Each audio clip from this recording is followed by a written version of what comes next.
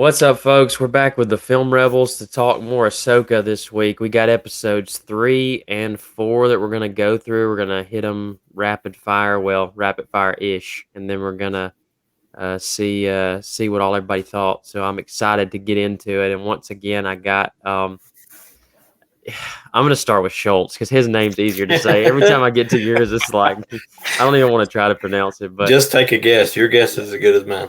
it's Scuzzle. That's what I'm going to call it. Sure, close enough. But we got Iscuzzle and we got Schultz in with us today, and then yours truly, of course, JBJ. So what's going on, fellas? How are y'all today? Pretty good. It's getting over Pretty being good. well, so We were talking about it before we started. All of our fantasy teams got wins this week. So Maybe. yeah, so far. So we're Still excited. outstanding. no. That's our non-entertainment take for the day. So enough of that. But yeah, so Ahsoka episodes 3 and 4. We're gonna kind of kick it off here talking about episode 3. What do y'all feel like going into it? What were y'all's initial reactions to it? Episode 3, obviously 1 and 2 were kind of a part 1, part 2, and then you got a more definitive or standalone episode in 3. So what did y'all think? I thought it's kind of. You want to go ahead, Drew? No, You got it now. You already All right. spoke up. I don't know. It was kind of same like issues like episode 1 and 2 for me. It was kind of slow, but like it's kind of I guess a given. I feel like first like couple episodes usually are like that, but it was just slow. The training scenes were I don't know okay. I guess it was just, like nothing really happened in the episode. It like wasn't really anything like crazy. It was just very simple and boring, I would say. Yeah, that's my take. It's just kind of didn't really advance the story very much. No, not at all. Literally, the whole episode was them. Like we left them getting into hyperspace, going to this planet. That whole episode was them getting on the planet. Yeah. From getting there. So it was a little boring. I'm not a huge fan of that. That seemed like a filler episode. Yeah. And it did talk. Yeah, sorry. Continue with your thought. Well, I was gonna say it's just kind of. I don't know. It didn't advance. Maybe it advanced some character arcs. Maybe Sabine's more than Ahsoka's, I guess. But I don't know.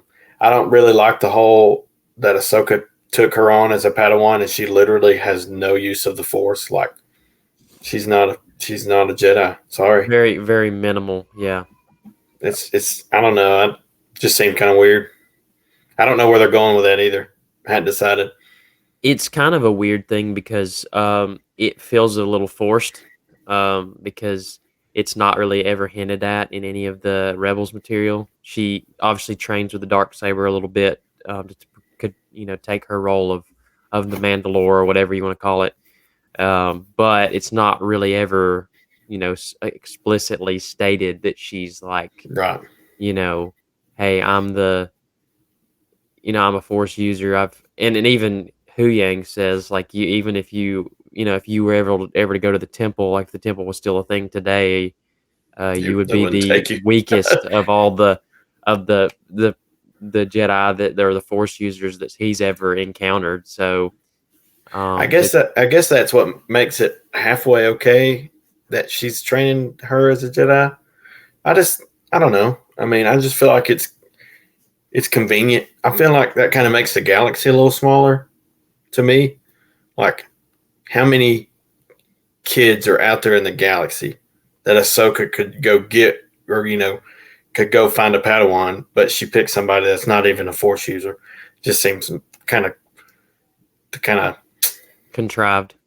Yeah. And I'm glad they're not just like making up her Force powers or whatever. Because I'm at least glad that they talk her down as not being this OP, like Rey level. All of a sudden, she has this power that she's never displayed in any material to this point. Because they could have gone that route and just gone. That would have been. Yeah, that would have been worse. Cool. They really do like her character down to like Earth almost, kind of make it feel like she's kind of like one of us, just like a human. Doesn't have any special abilities, nothing. It's kind of nice, I guess. Yeah. That's what I think they're getting at in the end game. It's like. Probably. Anybody can be special. Anybody I'm can do just those things. I'm just afraid she's gonna have like a Rey breakthrough in the finale where she's Uh, able to have this massive use of the Yeah, Force and like save the day and everything. And I'm like, and I'll be okay if it's something simple like, oh, she, you know, is able to move this object slightly to help, yeah, do something. Like if it's something that takes all of her will just to do something really small, that would be okay. I'd be fine with that. But if she's like uh, gonna, pull a ship down or like, just start slinging stuff around like a um, hurricane, then I'll be a little bit okay. This is stupid, but yeah, I like at least that they're making a point to say she's not powerful in the Force at all. But then it also begs the question of why does Ahsoka choose her? And I guess you could make the argument, Ezra's not around anymore. There's really, Jedi Force users in general are still, despite the New Republic being the established rule at the time, there's still not a Jedi Order as we've seen in some of the Book of Boba Fett material where Luke's still trying to even discover new Force well, users. like I don't know. There was an episode in Rebels with Ahsoka in it where they rescue. I can't remember if it was 2 or 3 kids that were Force sensitive. So, like, why not just That's grab right. one of those? Yeah. Why not just grab one and use it? We Yeah. haven't. We haven't got. We haven't. We have got a lot of Jedi aliens, but not a lot of Jedi alien action scenes or whatnot. I mean, obviously Ahsoka's in there, but like the Not other than like the prequels, the arena, yeah, and like Attack of right? the And Clones, it's not. yeah, It's not like like Kit the Fisto and level. yeah, It's not the level you could get today. I just think that's a little bit of a missed opportunity to me. I mean, it just make the galaxy seem a little bigger, maybe. yeah. But you run into the problem again of like, hey, you're up against a timeline. If you introduce somebody new, you got to figure out what to do with them before episode 7. uh, So I see why they didn't, but I still think they could have.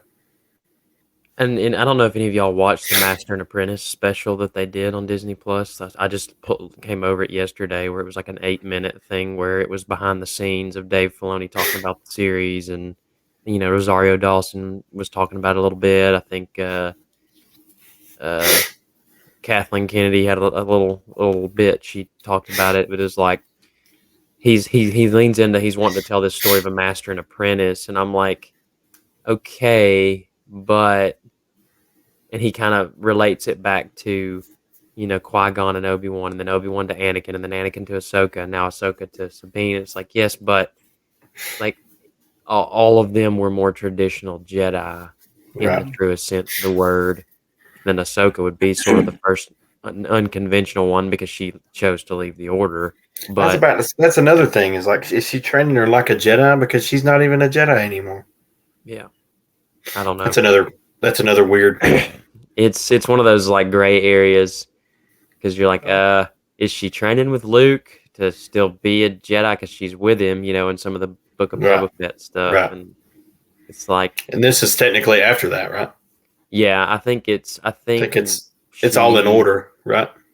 it should be, I more or think. Like less Mando season 1, 2, Book of Book of Boba Fett, Boba Fett, yeah, season 3, and then this. I think yeah, that's the way it's more or just less, in yeah. order it's come out.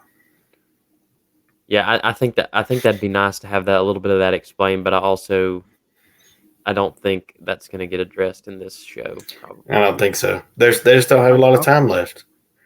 We're And already that's what Ethan's point 4 episodes to in. the pacing. That's kind of the problem I had, which we'll get into episode 4. Something that episode 4 did better, but pacing wise, it's the same issue I had at times with what was it? I guess it was Book of Boba Fett, where it's like not much happens for like half. You get down like you're into episode 5, and you're like, we just had 4 episodes of him sitting in some castle Like the on tank. Tatooine.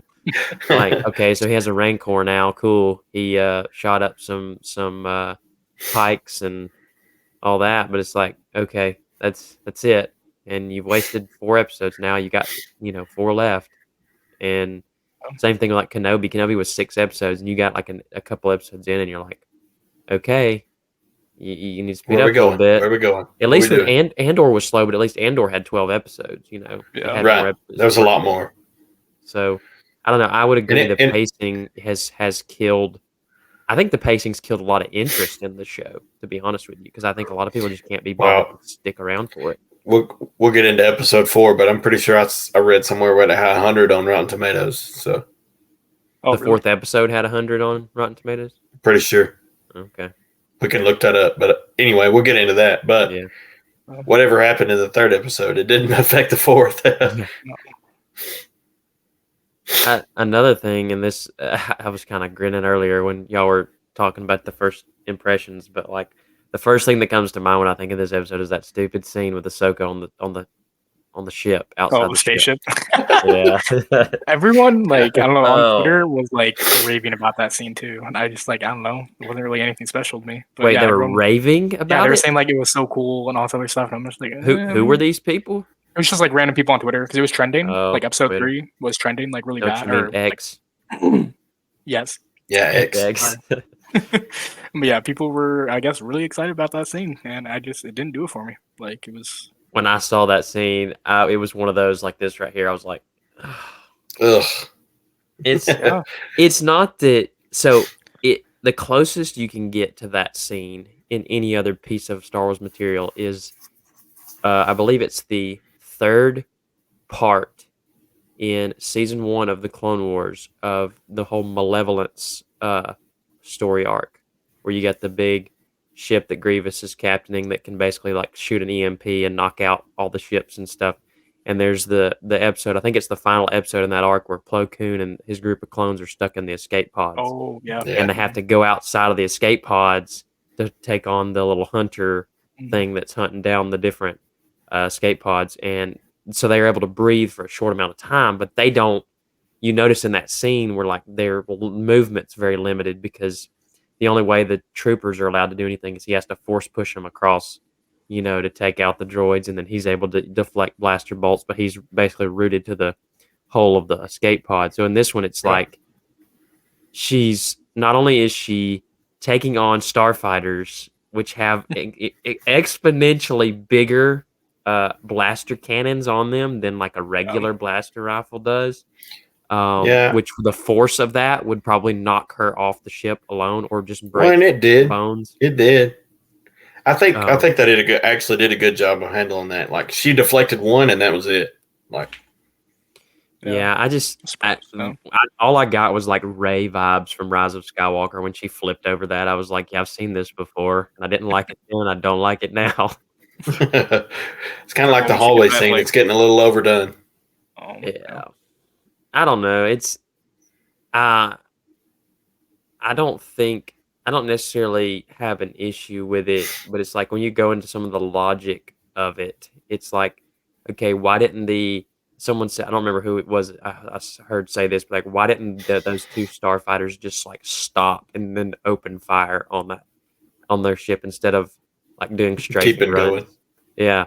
Yeah. Like they could have just stopped and just blown the ship up, and Ahsoka wouldn't have been able to do anything. So it's just it's one of those parts that there's been one of those scenes in every episode so far, other than maybe 4, where it's like took me out of the episode a little bit because I'm like, okay, that's just kind of dumb. And I get they're trying to do something cool with it, but at the same time, you're like, you don't really have to do that, do you? And just a little too over the top almost.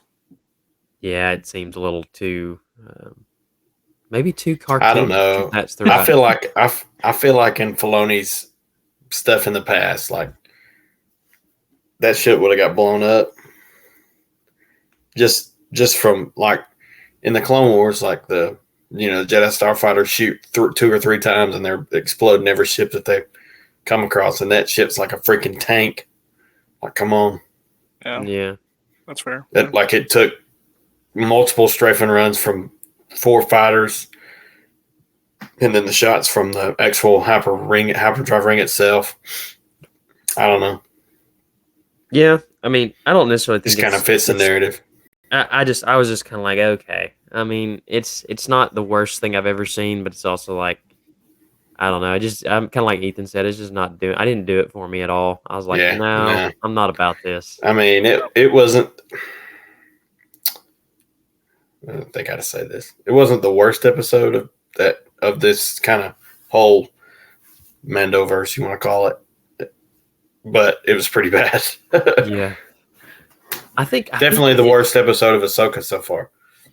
Yeah, and I think Yeah, it's I just can like agree you with were that. saying earlier, where it's just like nothing happens. They're just Right. in a We're not ship advancing for any story. 30 minutes, and it's like, okay, there's a little bit of the training stuff, but we've already established that she's not a very good Jedi. So why? I mean, just humiliating her a little bit more, and it just kind of more of their whole dynamic of learning how to work together again. And And I the mean, the whole her putting her mask down and Ahsoka continually like stepping one way and slapping her, it got old pretty quick.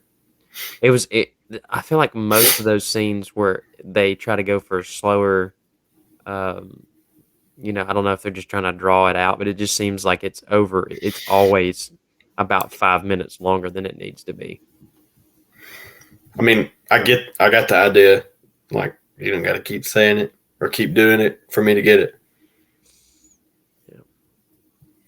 There's really, I mean, it was a really short episode, and there's not much to say about that one outside of what we already have. I mean, that's what it was. They were going to find, uh, what was going on with, I guess, the map. They were looking for the map. I guess you have the small subplot there with Hera trying to recruit help from the Yeah. New Republic that was kind of an interesting You look get Jason into. saying, I want to be a Jedi. Of Yeah. course, and everybody's like, ooh. Yeah, well, obviously they hint at that at the end of Rebels that he's force sensitive, so Well, it's not really Well, and shocking. that makes me wonder if he'll either be at. It makes me think he would be at the age to be at Luke's temple, um, or not. I can't remember exactly how many years go by in between Luke's temple falling and uh, the events of the um, Force Awakens. But we're going to. I guess he could. I guess he could technically be around still I for. don't think they really say, do they? In the movie? I There's don't think it's they somewhere. say how long it is of a time. Like I don't I think don't it's know, ever but addressed the I length don't of know. it. I don't know if he would be too. He would be older than Ray, Yeah, so I don't think he probably. would be around for Ray's movie. So if we do the math here, Force Awakens takes place 30 years after Return of the Jedi, and we are 5 to 6 years removed from Return of the Jedi, where we're at with Ahsoka.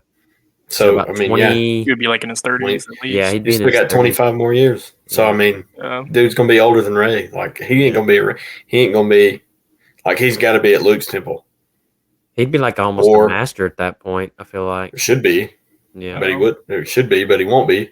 yeah. That's a that's like one of those dark things where you think of him, you think of Grogu, and you're like, did they just get like massacred? I mean, in the So temple. obviously they're trying to keep the Grogu separate from it, but we'll see Yeah. about Jason. I don't know if he's as big a moneymaker as Grogu is. No, not No. by a long shot. No. But So yeah, I he think may just there's a little bit of I think one thing I took issue with the whole New Republic thing is like how Hera's going to ask for help to send over there to help Ahsoka and Sabine, and she's laying out all these different things, and I'm thinking, okay, so they've got um they've already had skirmishes in the Outer Rim in like some of the Mando stuff with the Imperials, Moff Gideon, all that. You've dealt with that for 3 seasons, The Mandalorian. So the New Republic's aware of all that going on. You're aware that on Corellia, they're building giant hyperspace cores for something that's way bigger than what the New Republic uses. They got into a skirmish there with ex Imperials or the Imperial Remnant forces. Um, and there was a reliable source, which was Hera, there to witness that, as along with Ahsoka.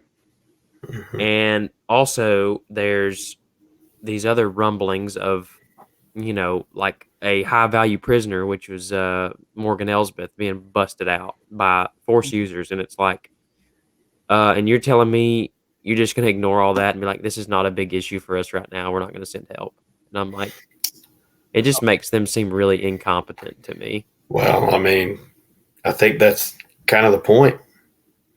But I think I that's what think they're there's setting up the new republic to be. Is it's no different than the old republic, which got to where it was totally inefficient and totally well, the old non. republics or the Galactic Republic's issue is that it its main peacekeepers became basically the Republic's police and Well, warriors when they were supposed to remain anonymous, and then that sucked them into the Emperor's power, and then the Emperor took basically a dictatorship role to where he right controlled in the everything. war, but the So, reason he got to do that is because of the bureaucrats and everything, kind of bogging things down for everybody in the government well, the and bottom line making is the things Jedi were forced to fight a war, or how they decided to fight a war that they really right, right, probably should not have been, because they're supposed to be keepers of, galactic keepers of the peace across all planets. They're really not supposed to pick a side. We know the separatists were not really uh much different from the right. republic in a sense. And then we They just obviously know from wanted later revelations that the emperor was pulling all those strings the whole time. He started the war right. himself. So really the separatists were just the scapegoat, you Well, know. yeah. So it's Anyway, way it's off, interesting but because yeah, I mean because but we're no like my different. thing We're no is, better. if you look at the way the new republic is in say the Thrawn trilogy, the reason Thrawn was able to sneak up on them and wreak such havoc through that trilogy was because not because they were incompetent, but because they were a brand new republic. They were still establishing themselves. They were still trying to understand how do we rule this fractured government after this, evil regime ruled it for these 20 years or whatever it was. How do we take it and learn to rule again when we haven't done that in so long? And also, we do it without the Jedi. So it's like the reasons Thrawn was able to take advantage was because they were just getting their feet wet and learning how to run this massive government. And so they were still establishing a Congress. They were still figuring out how the power, the different modes of power were going to work. And And that I may think that's come a out much later, I think that's a but much we're not better there yet. explanation, than what we got. Yeah, yeah, and that Besides may it made like them I look said, that may dumb. come out. That may come out later. That's what's going on, but I just don't know in what. But where is that going to come from? It's not going to come from this show. I don't think that's the point of this show. Like I don't think that's the point of Mando season 3. I think the only show capable of doing that is Andor, and Andor doesn't really fit And inside the it's not the timeline. So Mandoverse. yeah, It's its own. So yeah. anyway, But if y'all don't have anything else on episode 3, that's about all I've got to talk about it.